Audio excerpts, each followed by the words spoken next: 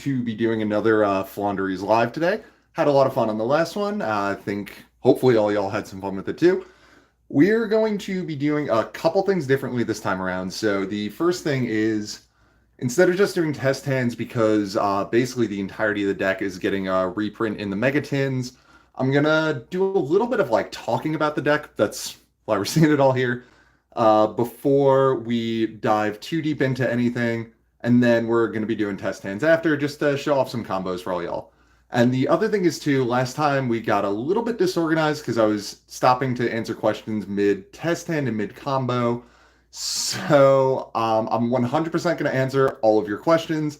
They're just going to be answered after I finish whatever test hand I'm doing, just so that, I don't missequence anything or anything like that. So yeah, let's get right into it. So if anyone's new to Floowandereeze, basically the entirety of the deck, with the exception of Advent of Adventure, is getting a reprint in the Megatin. So it's going to be super accessible, and I think it's a really fun mid-range deck. Basically, what you want to do with this deck is you want to create a situation where you're not going to be out-resourcing your opponent so much as you're turning their resources unusable. And you're going to do that with cards like Dimension Shifter. You're going to do that with cards like Barrier Statue of the Stormwinds. M-Pen, to a lesser extent, does that by shutting off any special summoned monster in attack position. They can't activate their effects. You've got Riza to loop resources over and over again and spin your opponent's stuff back. You've got Dreaming Town's Graveyard effect, which when you tribute summon a monster, you Book of Eclipse your opponent's whole field. Really, really, really strong.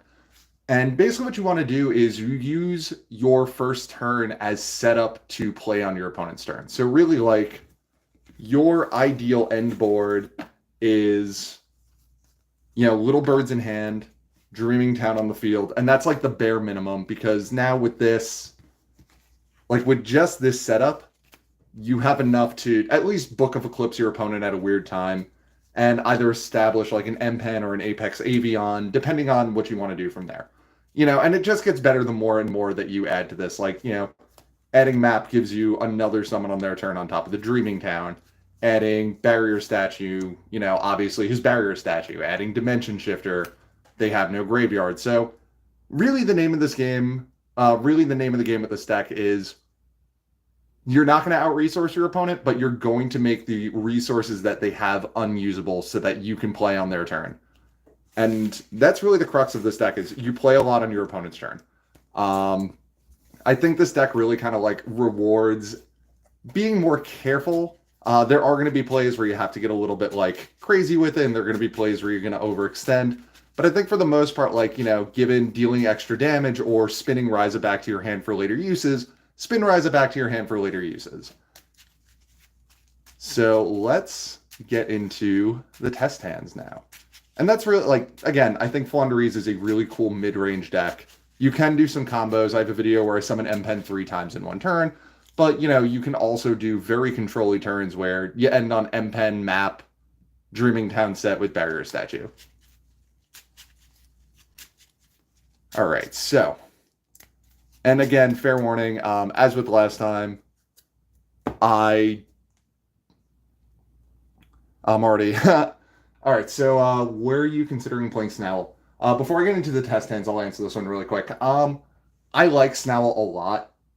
I tried out Snarl, and Snarl just kind of felt like one extra thing that the deck didn't necessarily need.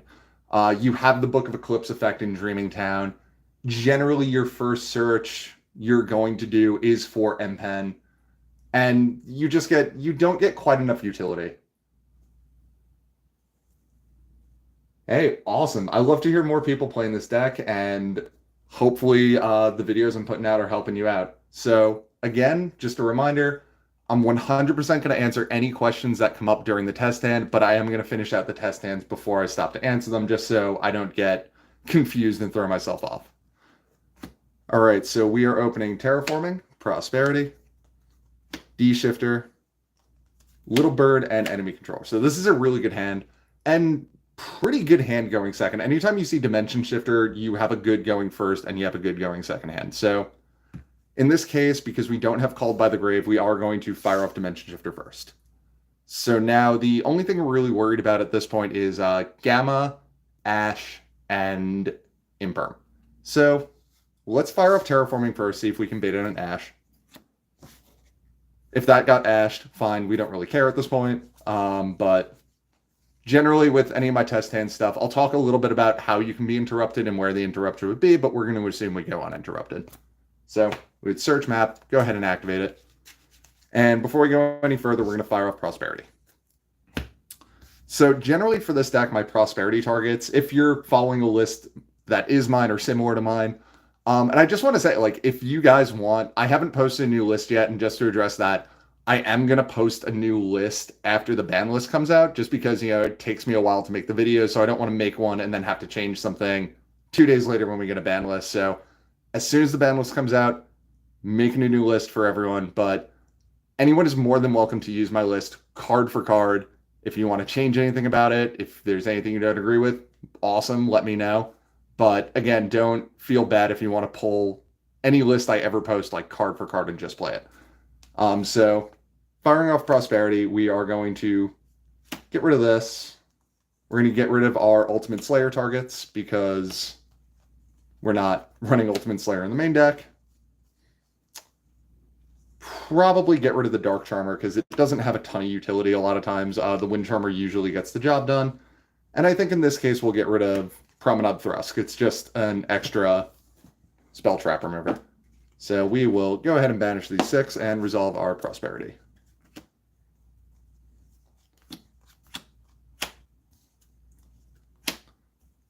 So, easy choice. We are going to grab Advent of Adventure just to turn off Imperm as an issue from here.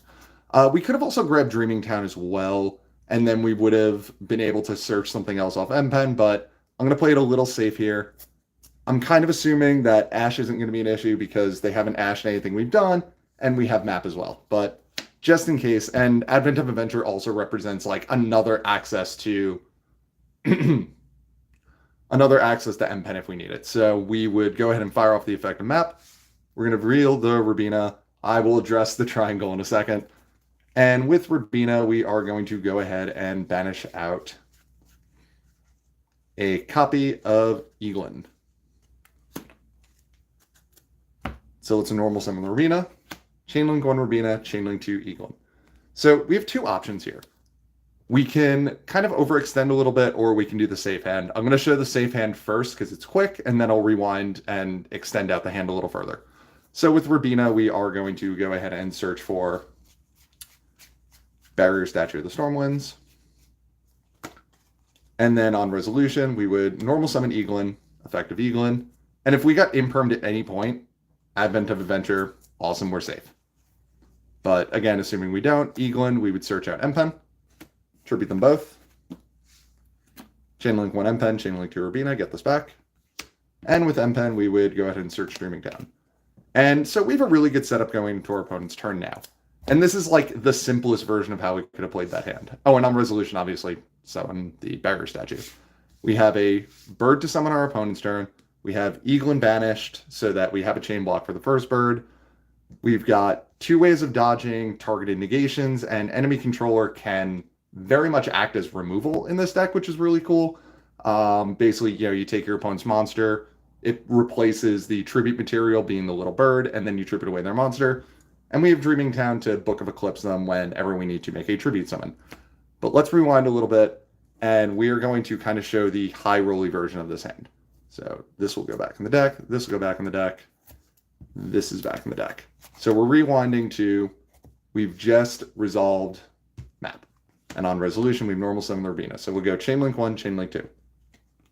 Same thing, we're going to get this back, but with the Rubina, we are going to go ahead and search for Toucan. On resolution, let's go ahead and normal summon out that Eglen. Effect of Eglen. We are going to search for MPen. We're also under D-Shifter as well during this hand, so I would probably go this route versus the other one, because a lot of times I feel like either Barrier Statue or D-Shifter are kind of enough. You don't always need both. There are decks that can kind of play through one or the other, but we have everything else that we have set up to really help with that. Because again, the deck is we want to make our opponent's resources unusable versus out-resourcing them. So on resolution of Eglen, tribute summon for MPen. chainlink 1 M-Pen, chainlink 2 Rubina, get that back. And with the M-Pen, we are going to use our first search for Dreaming Town. Always search Dreaming Town first. Oh, these should be banished, by the way, because we are under D-Shifter. Oops. Always search Dreaming Town first. It's the more important one to get. So now we're actually going to go ahead and use this Advent of Adventure, banishing the M-Pen. And with that, we are going to search for a Stree.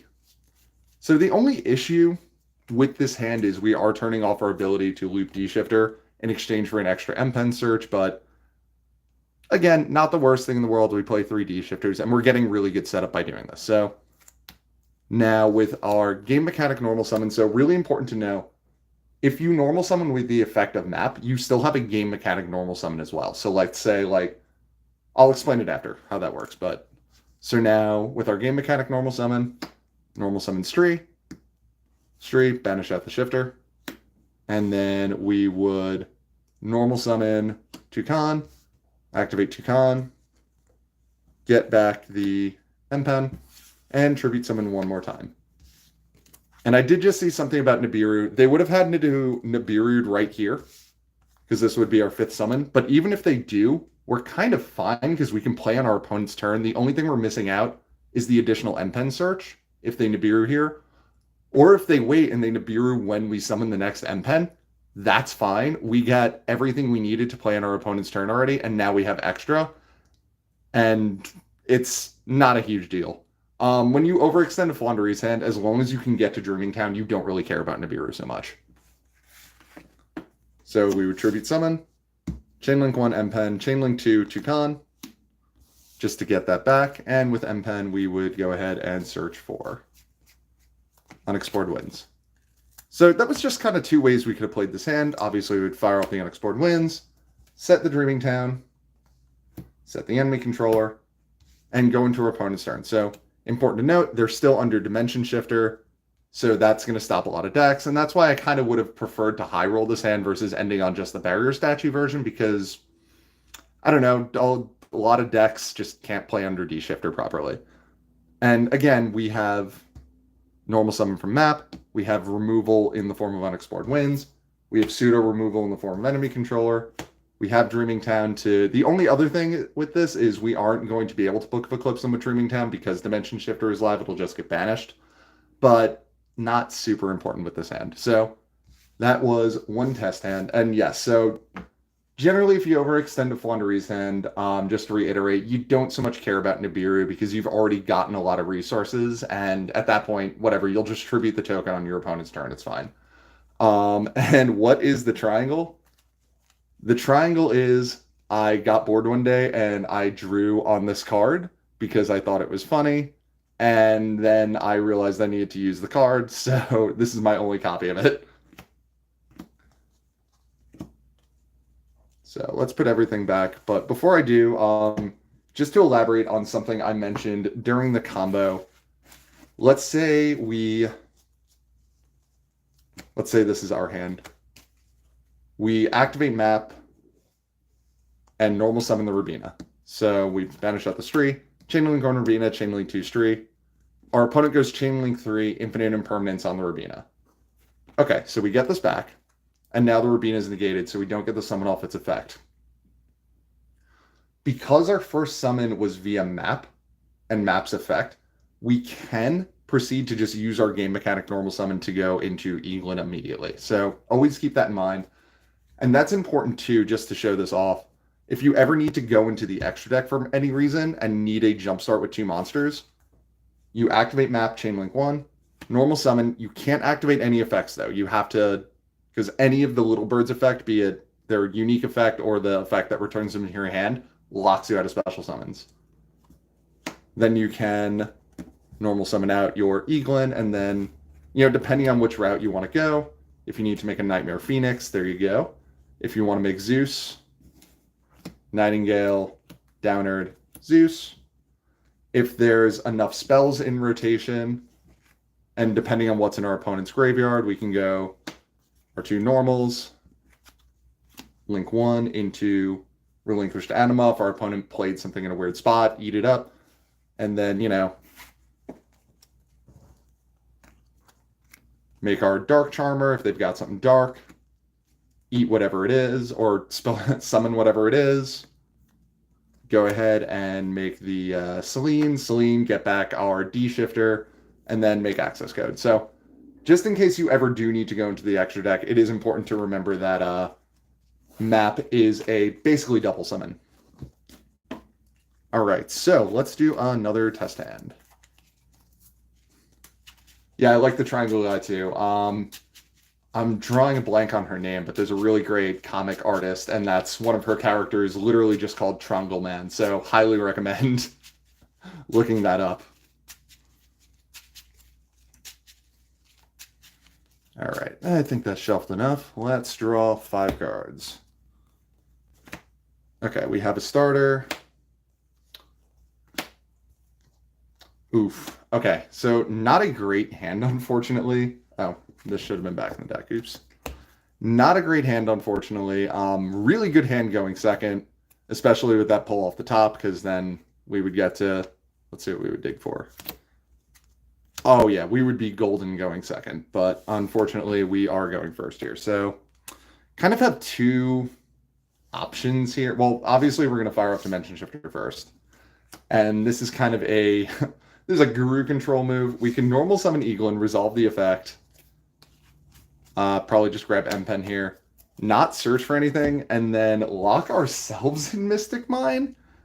So what this accomplishes is, if our opponent wants to play, they have to end on 1 monster or clear the mine first. So it kind of forces them into a position where, like, we might just survive the turn, or they might not do anything and let us sit under our own mine, which is totally A-okay. Again, this was not a good hand. 2 Dark Ruler no more is never fun to draw when you're going first.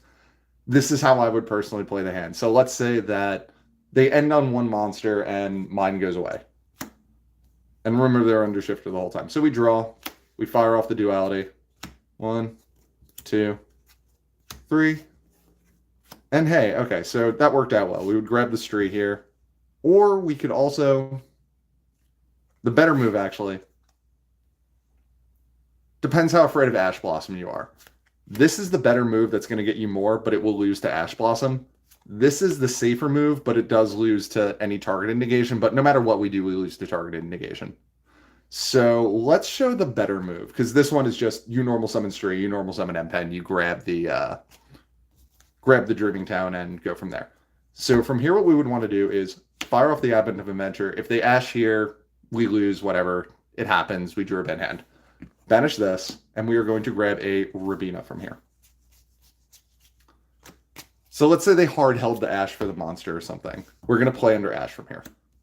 Normal summon the Rabina, Chainlink 1, Chainlink 2. With Rabina, we are going to search for Stree.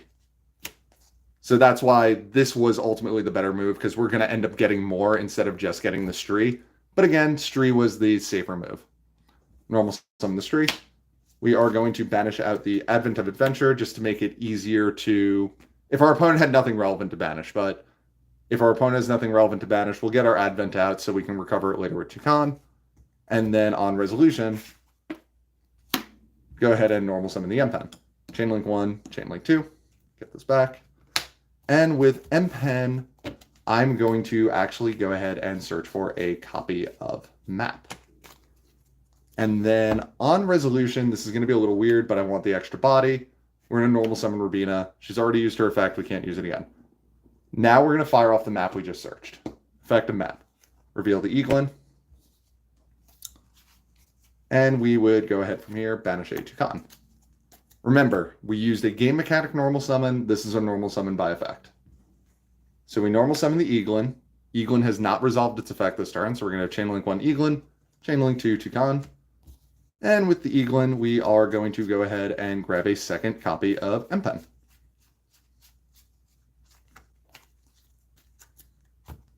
And let's go ahead and link all, or tribute summon, wow. It's been a long day, sorry. M-Pen, so Chainlink 1 M-Pen, and the Stree that we have not yet recovered, just to block one more time. And with this M-Pen, we are going to grab our Dreaming Town.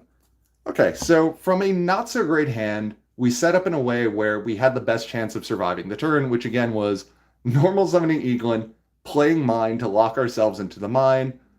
And again, that either forces our opponent to just pass play back to us and leave us under the mine, or it forces them to end on just one monster so our mine blows up.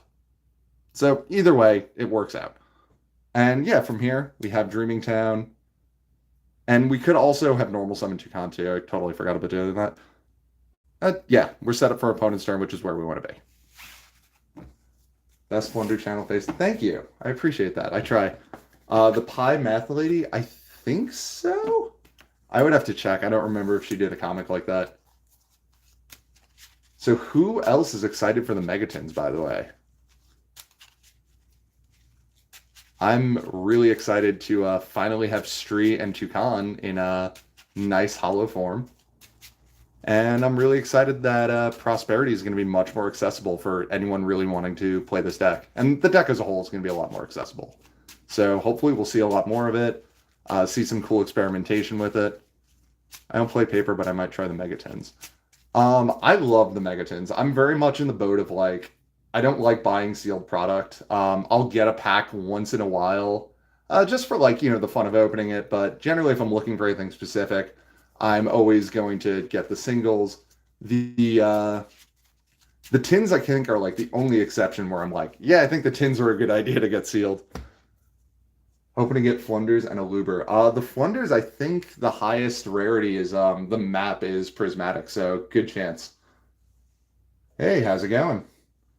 All right, so let's get into another test hand. Okay, so we've got good support cards. Okay. This hand does kind of hard to lose to Ash if our opponent plays it correctly, so I'll show exactly what we would do here. Toucan is an ultra, Stree is going to be a super, and map is going to be prismatic. So those are the three upgrades. All right, so for this hand, the first thing I would want to do is fire off the duality. I don't want this to get Ash, but if it gets Ash, it's not tragic. Okay, so not a great pull off duality. We're going to grab Called by the Grave here for safety reasons.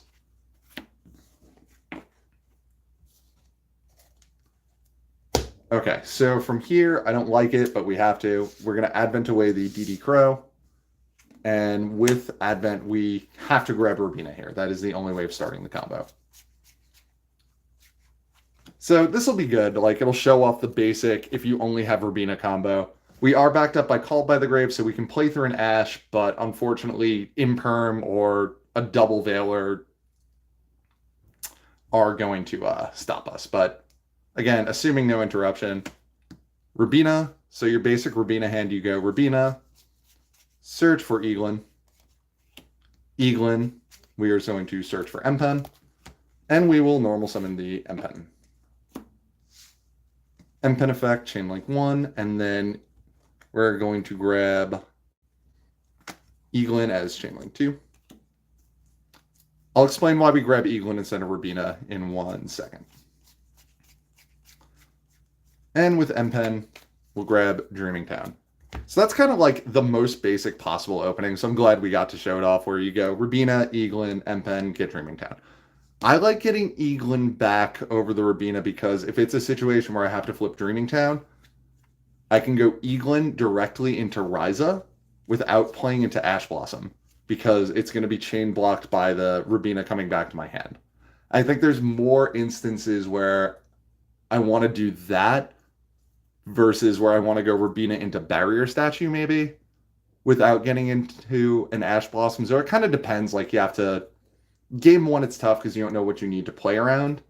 But going blind, I would personally prefer to have better access to Riza on my opponent's turn.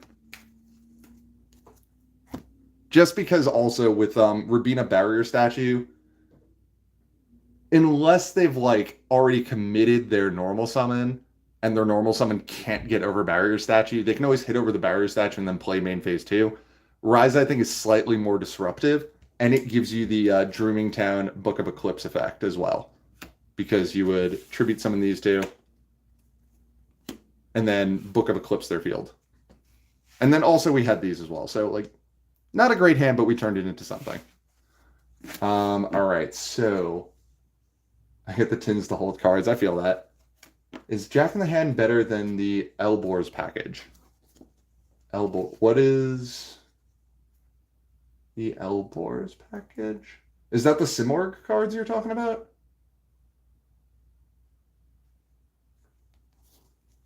Um, if you're referring, when you say the Elbor's package, if you're talking about the Simorg cards, I think Jack in the Hand. That's tough because I don't really think they're like comparable. The Simorg package is kind of like to help push your plays through, whereas Jack in the Hand would be like more of a consistency boost. I don't think you need to be playing either personally, if I'm thinking of what you're thinking of. Jack in the Hand is good, but I think like between 3 Advents, a bunch of birds, 3 Pot of Duality, 3 either Pot of Extra or Pot of Prosperity, like you have a ton of consistency cards, and I think like there is a point where you almost have too many consistency cards when you have so much draw power but like nothing to draw into kind of thing. Like I know this deck does have a problem with consistency at times, but like I don't know, Jack in the Hand just feels like a little bit extra. And the Simorg stuff I do think is good, but I'm not need for for Master Duel, yes, I do think you want Jack in the Hand because you don't have access to Advent. Yes. For TCG, though, I don't think you necessarily need Jack in the Hand. And regarding the Simorg stuff, I'm just not a big fan of it because, like, really all it does is protect your plays from Ash Blossom, which is good and it is important, but you have Map doing that, and it gives you more bodies on the field. Yeah, that as well, but I just don't think it does. I don't think it does enough versus like taking away space from like other utility cards you could be playing, like Book of Moon or Dark Ruler No More or Enemy Controller, stuff like that. So it's kind of like, yeah, it's not bad, but like I think there's better uses of the deck space personally. All right, so let's go into another test hand. But yes, Jack in the Hand, very good in Master Duel because they do not have Advent there yet. Okay, so this hand kind of lives or dies by Pot of Duality, but first thing we would do, fire off Dimension Shifter. Next, we would fire off the Duality. And we're going digging. So we would, that would be banished. We would go ahead and grab the Prosperity off this. Fire off the, oh, that shuffles. Let me do that just to do this completely correctly.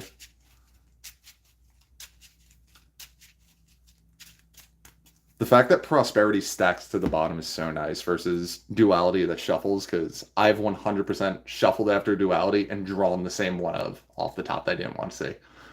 We're going to fire off Prosperity here. Again, I'll re-explain kind of the, for anyone who wasn't there in the beginning when we first did a Prosperity.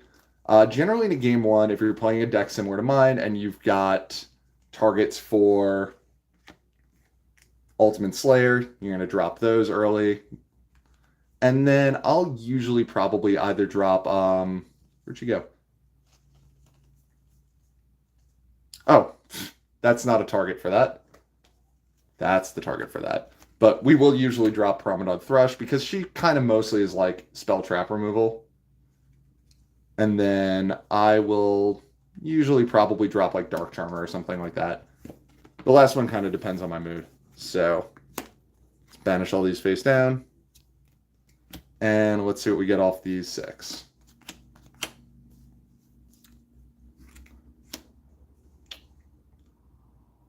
This is going to look really weird, but we're going to grab Map.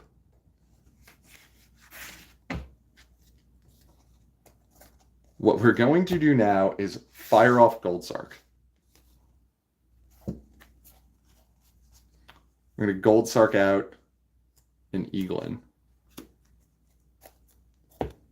Now what we're going to do is normal summon DD Crow.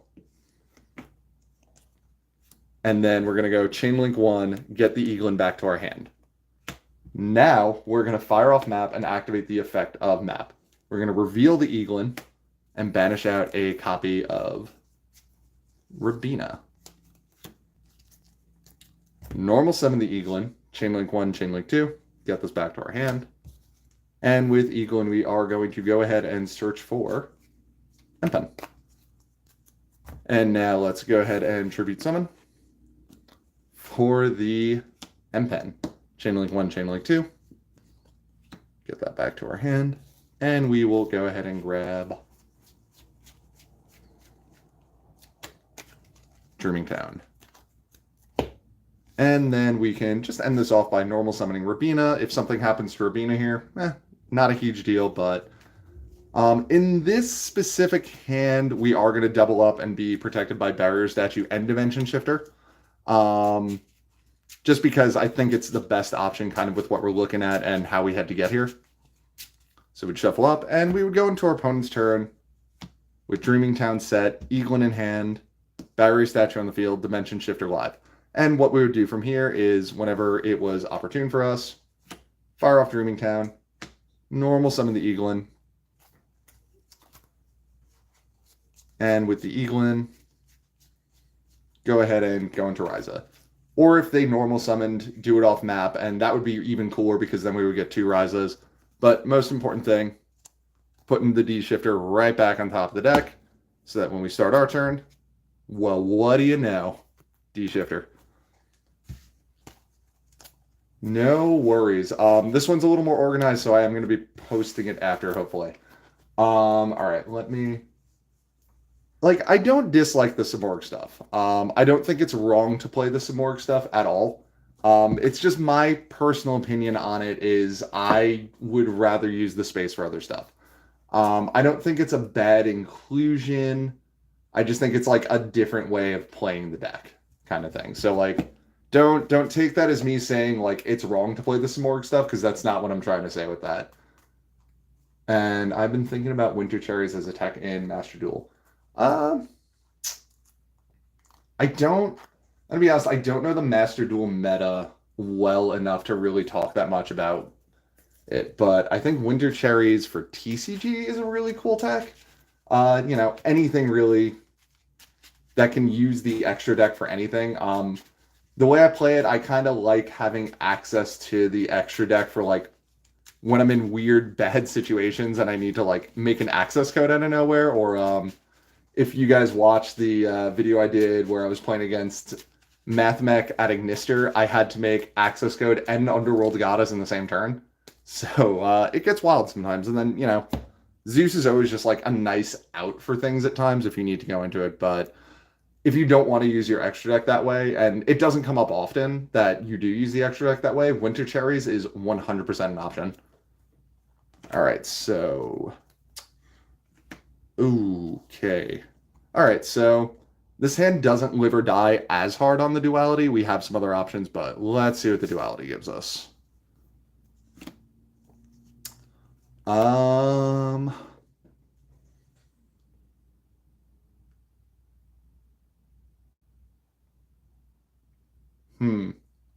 think I want to risk it. We could take the Called by the Grave, Advent out our Apex Avian, Gold Sark, another bird, and then summon a bird and do plays like that. I kind of want to see what else we can pull with the Prosperity, though. So we're going to take that. The Empen was really the only one that didn't actually do anything in that situation.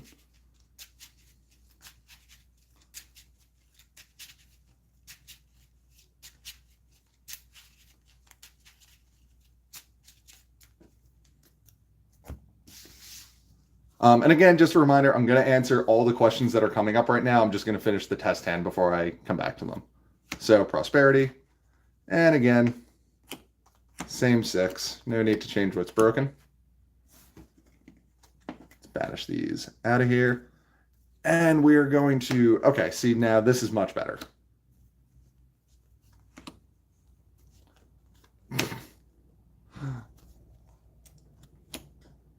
So...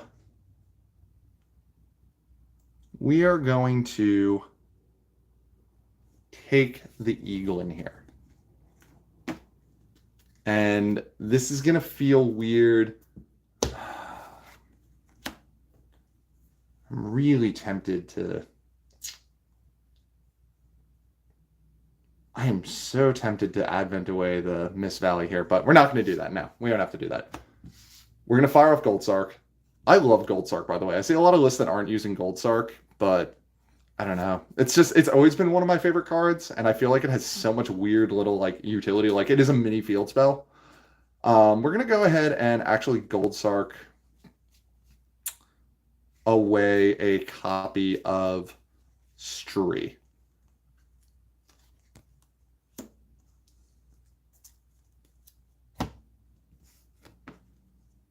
My previous hand, I used Eglen's return to hand effect twice in one turn. Did I?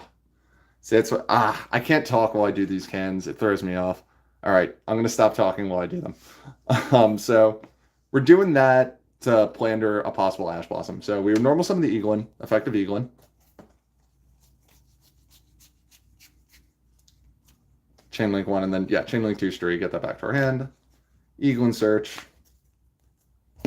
Normal summon the Stree, effective Stree. We would go ahead and banish out, I don't know, probably the Duality. And then we would go ahead and Tribute Summon for Empen. Chainlink 1, Chainlink 2. Get this back, and then with the Empen, we would go ahead and search for Dreaming Town. So kind of playing it very, very safe.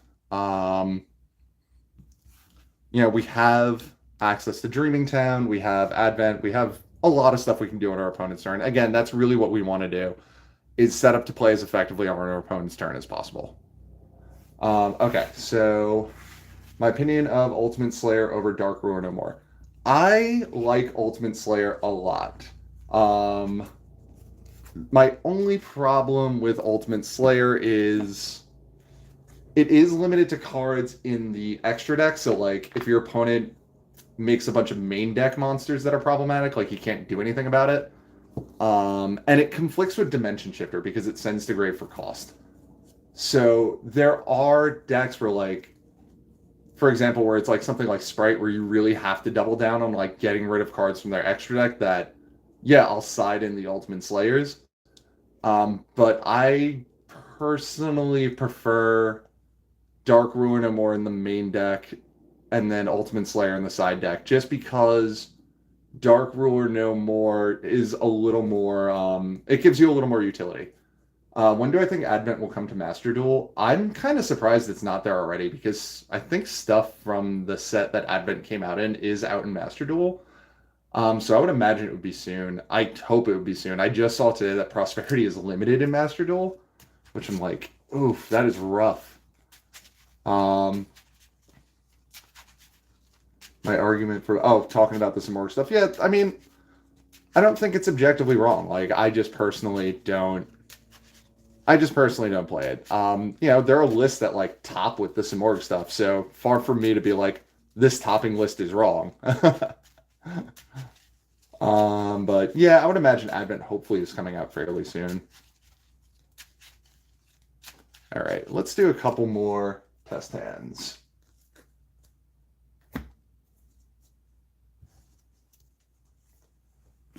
Oh my god, Mystic Mine is like glued to my hand today. What is happening? Oh, that sucks. Okay, really good basic hand. First thing we would want to do, fire off the Prosperity.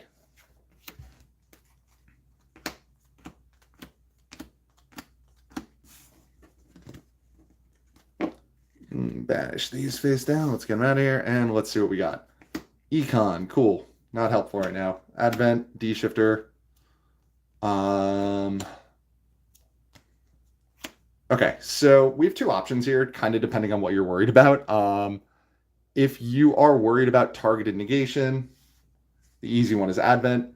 If you want to get a little bit risky with it, though, we could grab Dimension Shifter. I'm going to show the Dimension Shifter route because it'll be more fun. But Advent Advent definitely is the safer grab there. But we're going to show off.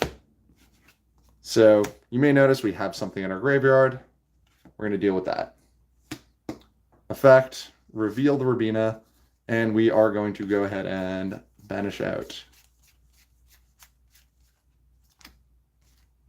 Stree, normal summon the Rabina, Chainlink 1, Chainlink 2, get this back. And then with Rubina, we will go ahead and search for Eglen.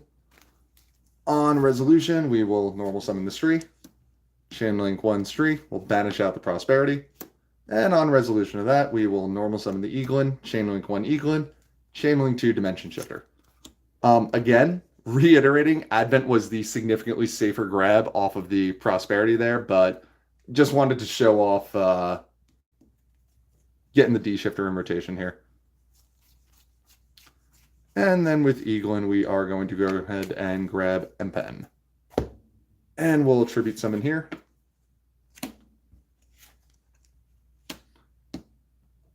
Chain link 1 Empen. Chain link 2 Eglen. Making sure I don't double down. And again, we could stop the combo here, but we're going to keep going because I want to show off overextending. We haven't used Advent yet because we're going to grab it. And grab the Advent. We are going to fire off the Advent, banish our boy out, and we will grab a Toucan with that. And we have not used our game mechanic normal summon. That was all off map. So from here, we can go ahead and normal summon out the Toucan, grab this back, tribute summon one more time, chain link 1, chain link 2. This should be banished because we're under Dimension Shifter. And with Empen this time, we will go ahead and grab Dreaming Town. It's a slightly better, so it's less safe, but it's slightly better to have done it that way because now we have all 4 birds in rotation, whereas if we had not done the Advent, we would have just searched for Dreaming Town off of the first Empen and then not had the Toucan. We would have had to search it with Rubina.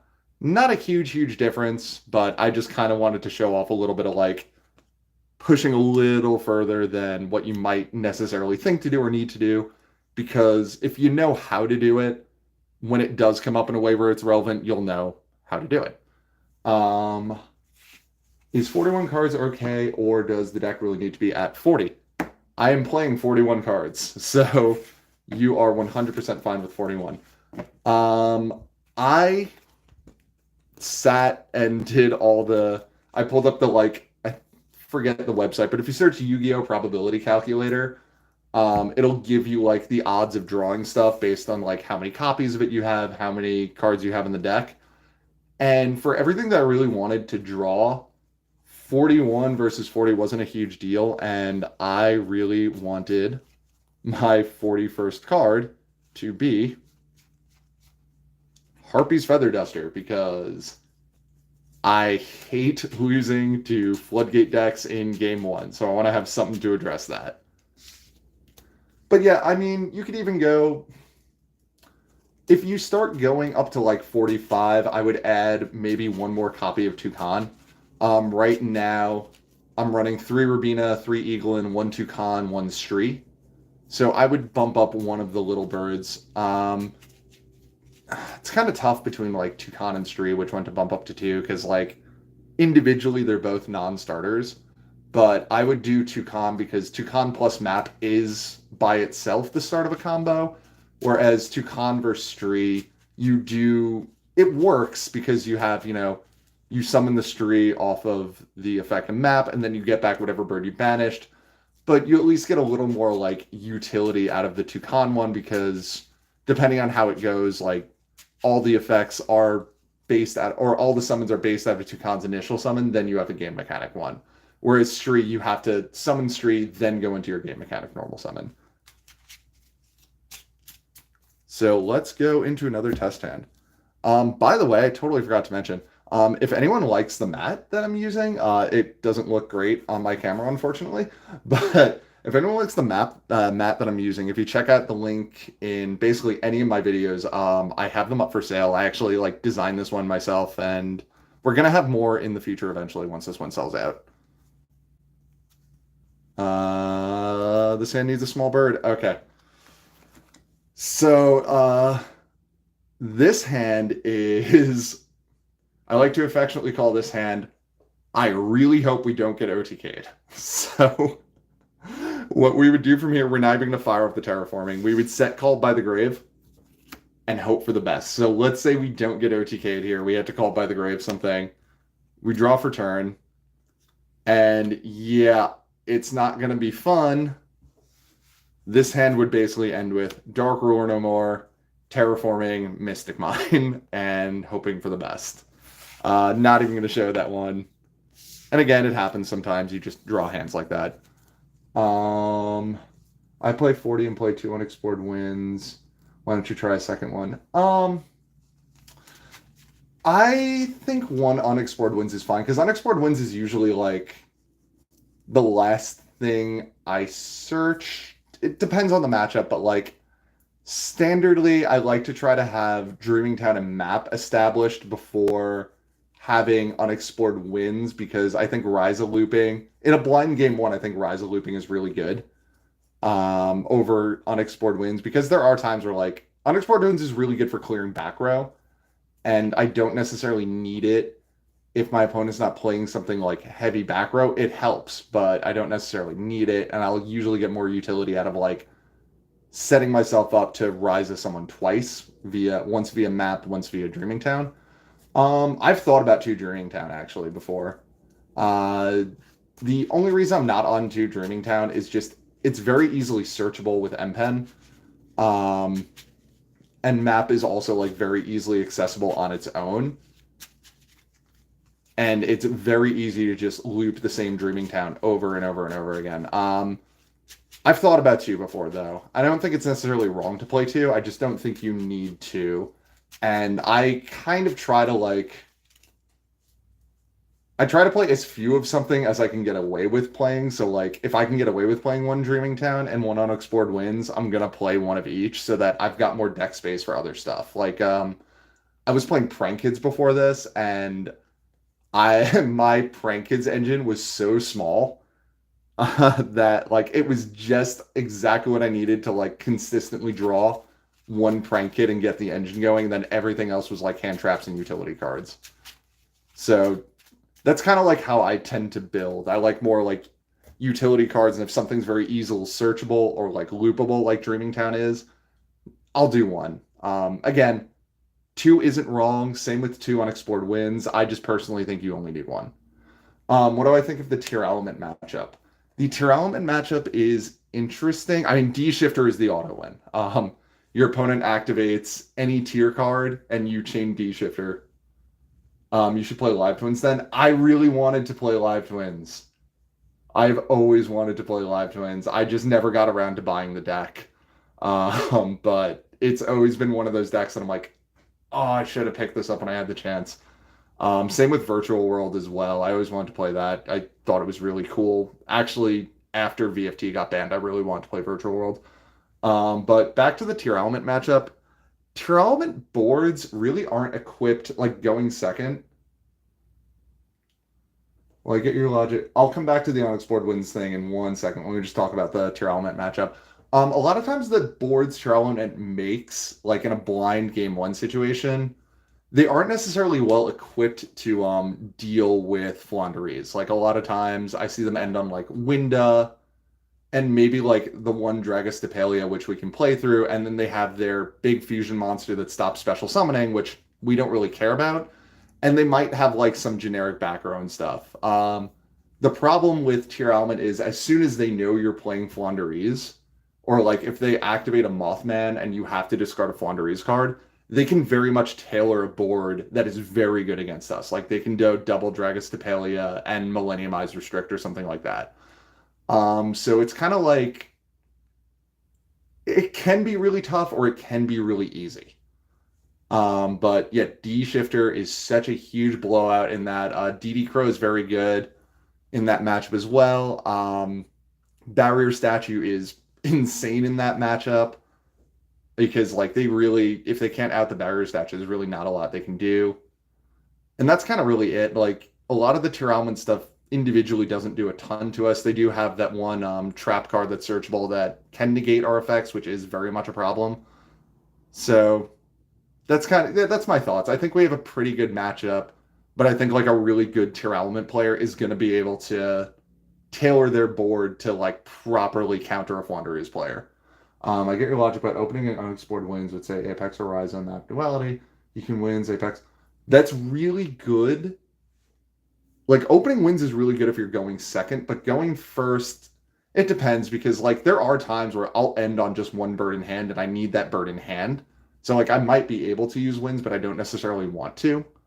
Um, but no, like yeah, there are 100% like an argument for playing two copies of winds. I would maybe side one copy of winds and then play one in the main deck if you really wanted to do two, because in a mirror match, winds does basically win you the mirror match. Have I thought about playing Scary Sea? Yes, I've tried Scary Sea, and Scary Sea always felt like whenever I was resolving it, I'm like, I would have won this game without Scary Sea. Was kind of how I felt about it. And especially because like I moved it to the side deck, and then I was like, you know what? This is kind of accomplishing the same thing. Can I show an example of the Riza loop? I feel like I'm doing it wrong. Okay, yeah, sure. Let me do that really quick. So the ideal version of the Riza loop, like we have Magnificent Map and we have Dreaming Town, and we just get a usable setup.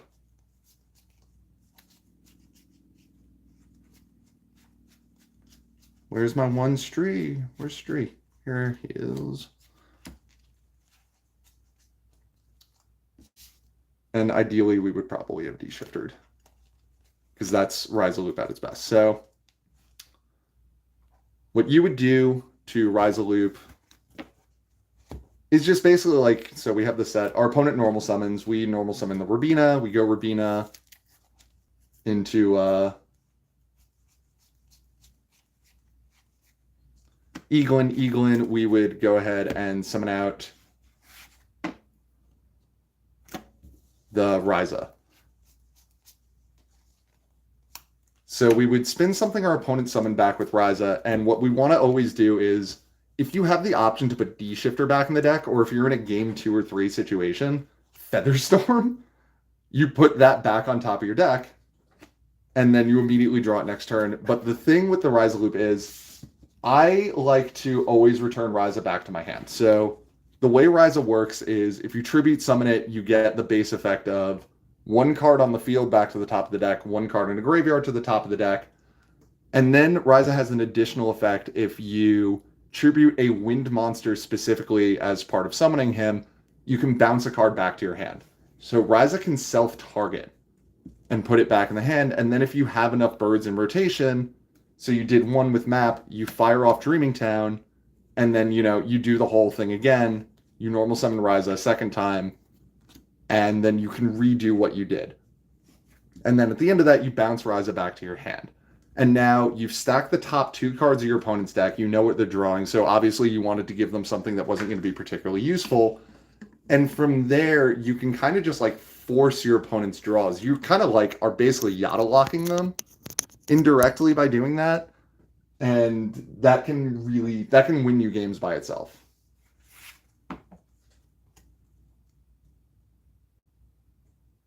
Would be good to be able to set up test scenarios in Master Duel. I would love any simulator to give me the ability to like set up an opponent's deck or set up an opponent's board and try to play through it. That would be a really, really cool feature in anything.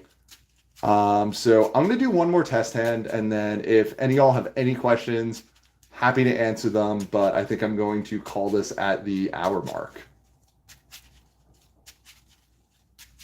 So big thank you to everyone who stopped by. This is a lot of fun. And yeah, super hyped to see people excited for this deck. I really enjoy it. I basically got bullied into playing it in the beginning, and I'm glad that my buddy did. Okay, so anyone in chat, I used to tribute Empen as one tribute for Riza. That does work, because you are tributing a wind monster for Riza, so that will still let you loop it back to your hand. Before I get into this test hand, actually, I do want to stop and explain one thing here. Not a great hand. I just looked ahead at the hand. Great bits. Thank you. I do want to explain one really quick thing about Riza, because it comes up a lot. I've mentioned it in videos, but I feel like I can't mention this enough because it is really important. How Riza interacts with Unexplored Winds. So Unexplored Winds basically reads, instead of tributing, I have no idea what's up with Mystic Mind in every test hand. If anyone in chat knows how many times I've drawn Mystic Mine, it's a one of in here, by the way. It is a one of card. I don't know how I've drawn it so many times. Unexplored Winds, the way it works is instead of tributing, you send one monster you control and one card you control, or one card your opponent controls, to the graveyard, and then you perform a tribute summon. So it is still treated as a tribute summon for Riza, which means you get the basic effect of spin one card from the graveyard, spin one card to the field to the top of the deck. But because of the way Unexplored Winds works, you're not actually tributing any monsters. So you won't get the bonus bounce back to hand effect from Riza if you summon it enabled by Unexplored Winds. That's a really, really important difference. I've seen people like not get the difference for that. Yes, I am going to be putting this one up as a VOD because I only made one silly mistake during it, so I feel okay putting it up. The other cool thing about Unexplored Winds, though, is if you have something that says, like, neither player can tribute cards or this card can't be tributed, this does bypass it because, again, you're not actually tributing anything. Or if you have something like Diviner of the Heralds that says when this card is tributed, you get an effect, doesn't proc that because, again, it sends to graveyard. The flip side of that is if your opponent has Zombie World, Winds does not out Zombie World because it is still treated as a tribute summon. So in relevance to Riza, if you're summoning it enabled by Winds, you do get the tribute summon effect. You don't get the bonus I tributed a wind monster effect. So I just wanted to take a moment to point that out because it is a really, really important ruling for this deck. Okay, one more test hand. And then we are out of here. Hope everyone has a really fun Friday, really fun weekend, and hope everyone had a really great week overall. And once again, just want to thank you for spending this hour to appreciate some birds. All right, hopefully this hand does not contain a Mystic Mine because ridiculousness with that. Okay, this is a nice hand to end off on. So we are going to activate Magnificent Map. We're going to go... We have two options here. We could triple M-Pen... Okay. Someone in chat, do me a favor, just type out what these cards are for me, because I'm going to show off triple M-Pen. And I just want to show like a normal hand afterwards with this. So we are going to activate the effect of map. We are going to reveal the Eglen. And we are going to, not normal summon, wow. We're going to banish out a Rabina. So we are going to normal summon the Eglen. Chainlink 1, Chainlink 2. Get this back. Eglen, we are going to search another copy of M-Pen. Normal summon the Rabina. Effective Rabina. We are going to go ahead and search out. We opened two cons, so this is going to be a cracked end board. We are going to search out Barrier Statue. Tribute summon for M-Pen. Chainlink 1, our first normal summon, was Eglen, so we'll get the Eglen back. Chainlink 2, the Rabina already came back, so we can't do that again. Let's not make that mistake again. I'll explain that question in a second totally, because that is really important. Right, so we've resolved Eglen, Chainlink 2, M-Pen. We are going to search for Advent of Adventure here. On resolution, we are going to normal summon Toucan. We are not going to activate the effect of Toucan here. We are going to activate Advent. We're going to banish out our M-Pen, and we are going to search for Stree.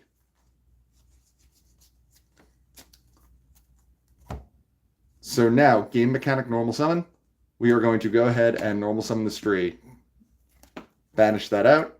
On resolution, normal summon M-Pen number 2. We are going to go ahead and go Chainlink 1. We haven't recovered either of these yet. Chainlink 2. This is M-Pen search number 2. We are going to go for Dreaming Town. Oh, I'm sorry. I mixed this up. We had to get back Toucan. Sorry. Now we normal summon the Toucan that we totally just got back. Sorry about that. I spaced out. Effective Toucan. Grab back the M-Pen that we banished off Advent initially. And we'll go ahead and tribute these two off for M-Pen number 3. With this M-Pen, we are going to go ahead and search for unexplored winds.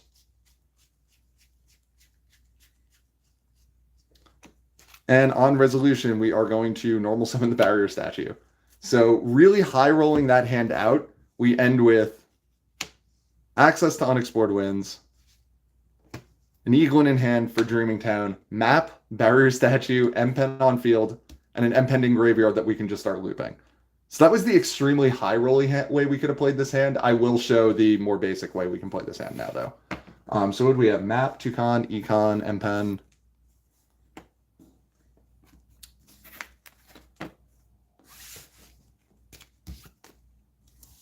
All right, so the more, like the simpler way to play this hand would probably be activate map.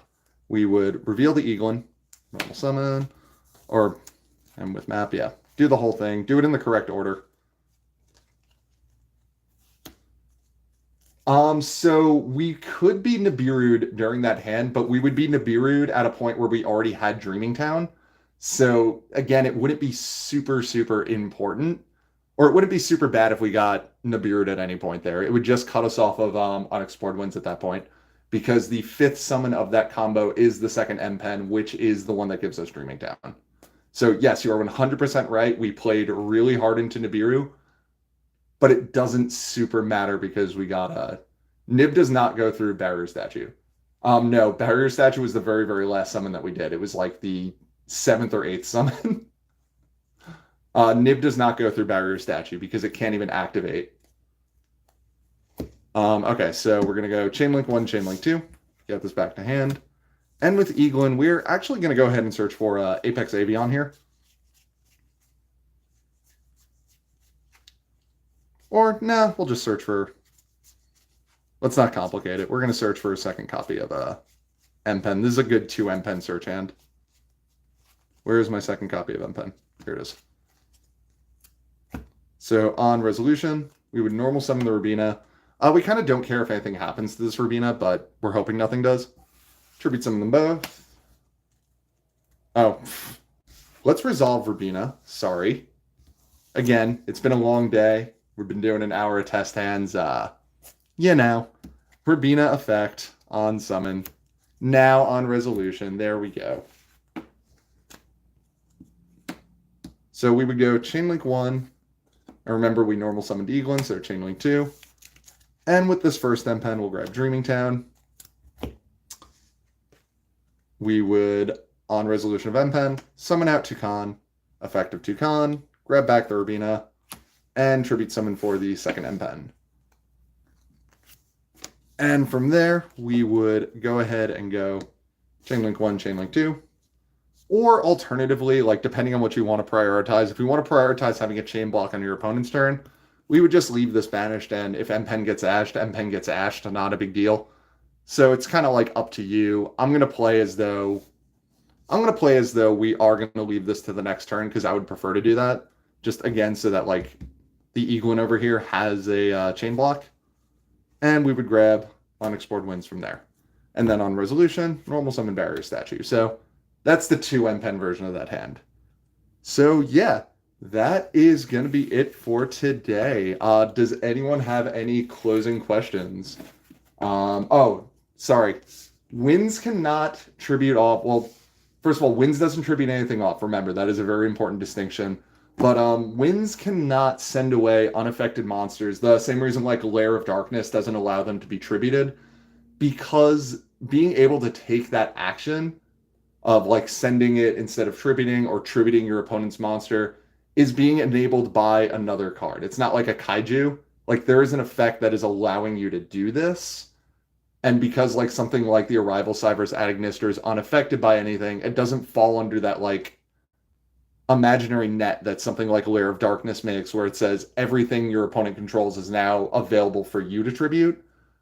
The Arrival Cyber's Adagnister basically says like, no, I'm unaffected by that. I'm taking birds to the OTS Championship in a couple weeks. Thanks. Yeah, best of luck. Let me know how it goes. Have you ever thought of offering maps to summon Rubina summoning statue before Eglen to play around Gamma? Yes, that is a really good play to do if you know your opponent has Gamma specifically. The only reason I don't do that super often is because Ash Blossom, I think, is a little more common than Gamma. So I try to play around the Ash Blossom more. Um, Wait, no, what am I saying? That was a weird explanation. Sorry, let me restructure that in my head.